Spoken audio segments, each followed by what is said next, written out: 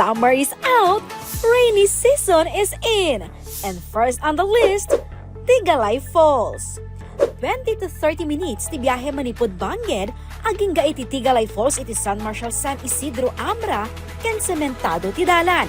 Iti barangay San Marshal Covered Court, ti registration area, ken dito'y payat ang ma-check, dagiti karga dagiti turista. 75 pesos entrance fee.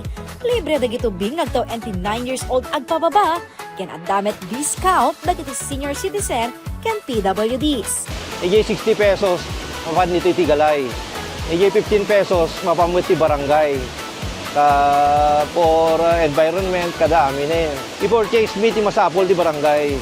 Dagiti amin, dagiti kay ngunya ti masapol ti barangay. Iso ti bigatang mini ay. EJ 60 pesos, ito yung Tiggalayin sa Cherry Private. O yung development na. Apag serek pay laeng iti lugar, manggegan tinapig sa atupak, ken pagges ti danom. Iti tinga ti kabakiran, ma-amaze di more than 15 meters falls. Limestone terraces, rock formation, ken crystal clear ti natural pool.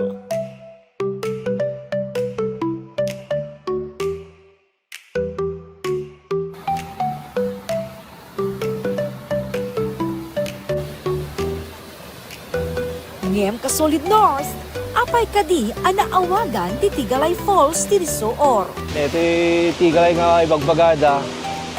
Ito iso namin natin yung place ti ko ti no mapanda agalay.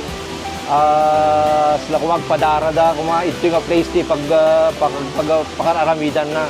Nagiti nagkaunang at taon to yung ibagada nga Tiggalay.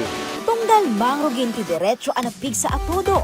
Marka metten ti panagado ti ubog ti danom, manipod iti bantay.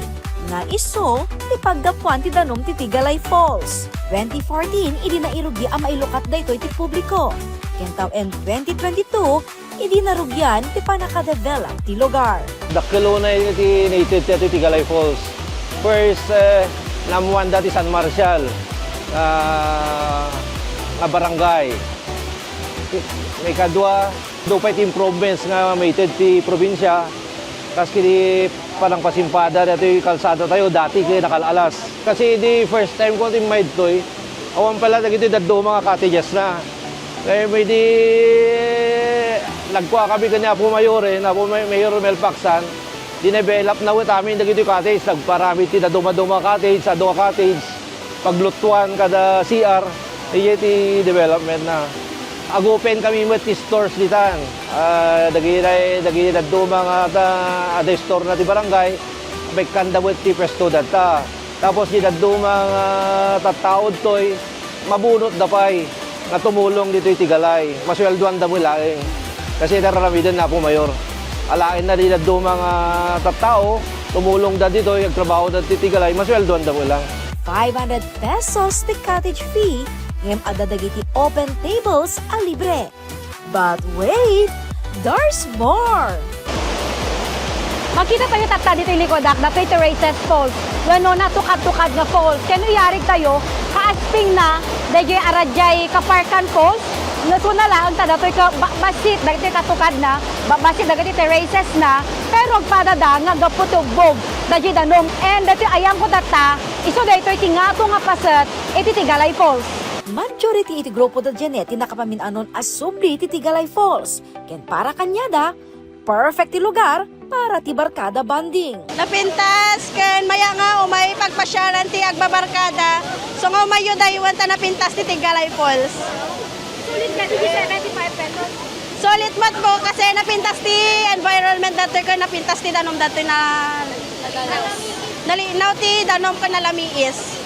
Nakalukat ti Tiggalay Falls manipod alas 7 ti bigat, aging ga alas 5 ti malem, ken maipawil ti panagitugo ti deadly weapon, ken di panaginom iti arak ti lugar.